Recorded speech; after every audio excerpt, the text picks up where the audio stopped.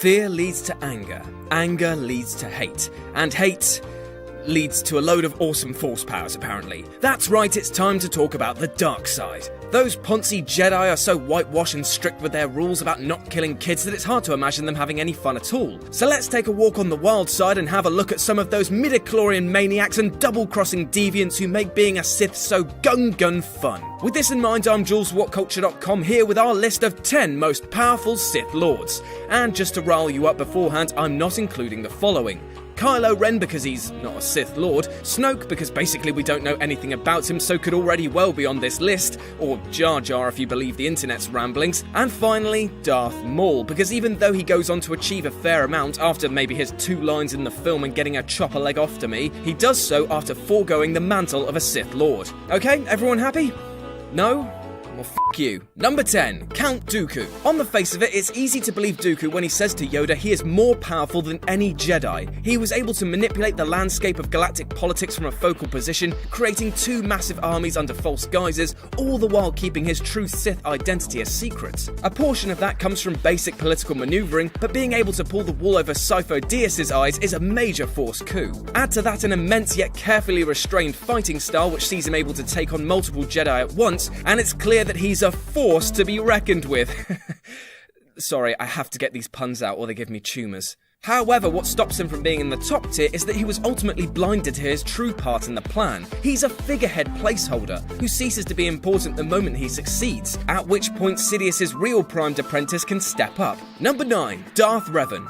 Best known as the shock protagonist of Knights of the Old Republic, Revan existed on both sides of the Force at various points, sometimes at the same time, but his ultimate legacy is skewed towards the dark. Briefly, he was a Jedi who was turned by the Sith Emperor, then formed his own cult with his apprentice Malak, only to be betrayed and return to the light side as a hero. After some 60-odd hours of RPGing, he settled down, but was recaptured by the Sith Empire and had his mind split, with half of it embracing the dark side and becoming even more powerful. He eventually died a redemptive death and was clearly defined by inner conflict, but when he was at his full Sith powers, he was able to take on the entire order that existed around him.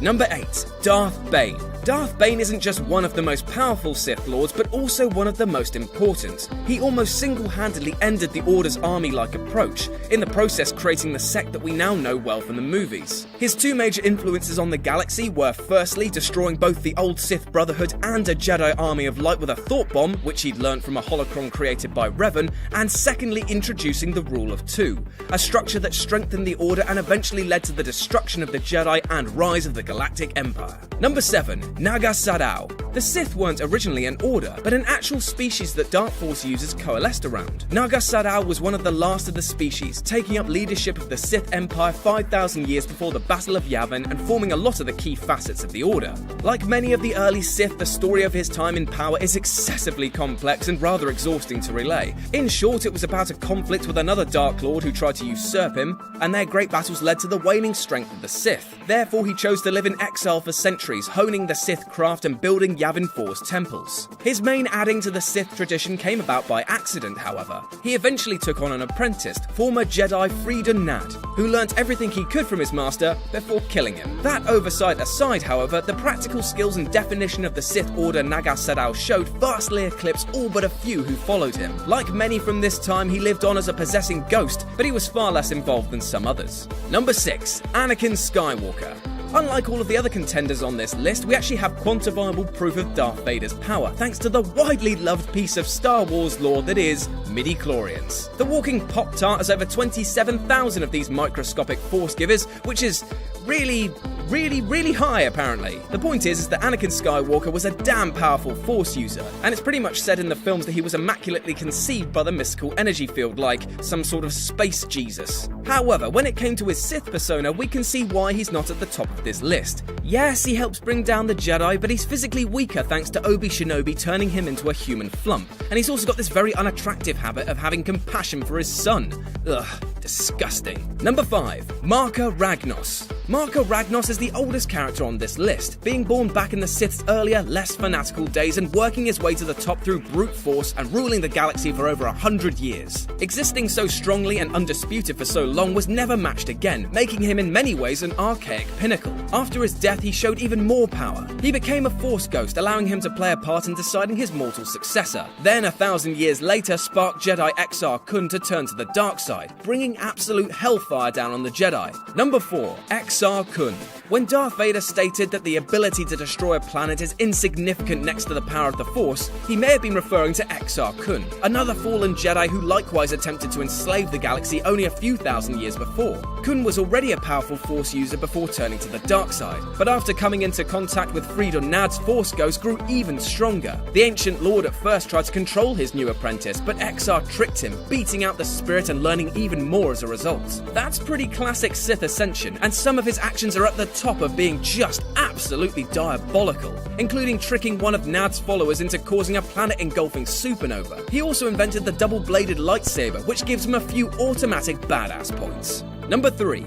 Vitiate. Vitiate is a mixture of old-age Sith mystical and the future political powerhouses. He existed around the same time as Marka Ragnos, but after the Dark Lord's death didn't fight for control like Naga Sadow, instead sitting back while the Great Hyperspace War unfolded. Playing the long game, he waited until other groups in the galaxy destroyed themselves before seizing ultimate power. That's a lot of intelligence, force, skill and political maneuvering in that summary alone, and that's without even going into his actions, which for a relatively newly elaborated character go very in-depth. Making his first physical appearance in Star Wars The Old Republic, Vitiate was portrayed as an OP badass, which can neither hurt his character nor his position on this list. Number 2. Darth Plagueis. What makes Darth Plagueis so obscenely powerful is his single mention in the movies.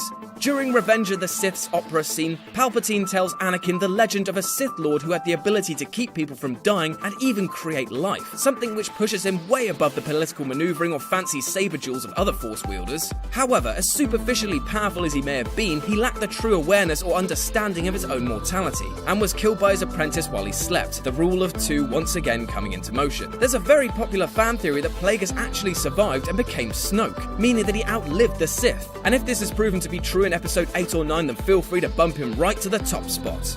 And number 1, Darth Sidious. Although it's only suggested in the films, the books actually reveal that the apprentice who killed Plagueis was indeed Palpatine, meaning that the future Emperor had all the knowledge that made his master so mighty, but also, as seen in the original 6 episodes, the power to pull off this millennium-in-the-making galactic coup. He manipulated the Republic into war, blinded the Jedi to their impending destruction, sent Anakin on his path to the dark side, and positioned himself as Emperor. On every conceivable level, Force adeptness, galactic ruling, personal impact, he was the most powerful and successful Sith. He also managed to use the rule of two in the most successful manner, with a trail of apprentices come stooges who fell right into his plan, and despite plotting against him, never succeeded in overthrowing their master. In fact, his defeat only came when his final apprentice, Darth Vader, chose to forsake out of love for his son. It's a defeat, but it's one from the inherent weakness of the Sith's lack of compassion, rather than a lack of power. And that's our list. Got any other Darksiders you'd like to bring to light? Well, chuck us a message in the comments below. If you'd like to strike up a Sith-centered chat with me, then you can do so here or on my personal Twitter, RetroJ with a 0. If you enjoyed the video, then like, share and subscribe for more. I've been Jules for WhatCulture.com, and I'll see you soon.